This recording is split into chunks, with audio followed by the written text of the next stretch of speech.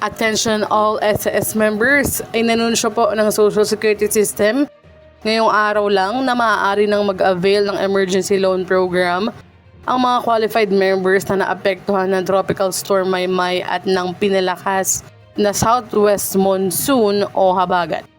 Ayon kay SSS President and CEO Robert Joseph M. Declaro, layunin ng programa na magbigay ng agarang tulong pinansyal sa mga miyembrong nangangailangan dahil sa epekto ng kalamidad. Sa ilalim ng ELP na ipinatutupad simula May 1, 2026, binaba ang kinakailangang hulog mula 36 months tungo sa 18 months. Basta't may hindi bababa sa 6 na naitalang hulog sa nakalipas na 12 months. Maaaring makahiram ang qualified member ng hanggang 20,000 pesos na may interest na 7% kada taon. Babayaran nito sa loob ng 30 months kabilang ang 6 na buwang palugit sa pagbabayad. Magsisimula ang regular na hulog sa ika-7 buwan.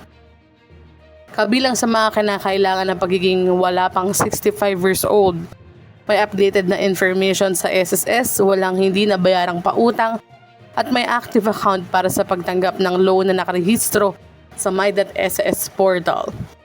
Maaari rin mag-apply ang mga qualified members para sa SSS salary loan depende sa mga umiiral na kinakailangan. Maaari po mag-submit ng application online para sa emergency loan at salary loan sa inyong My.SSS account.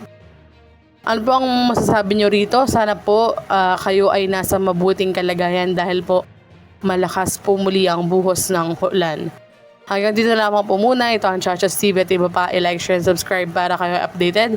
God bless po and have a nice day.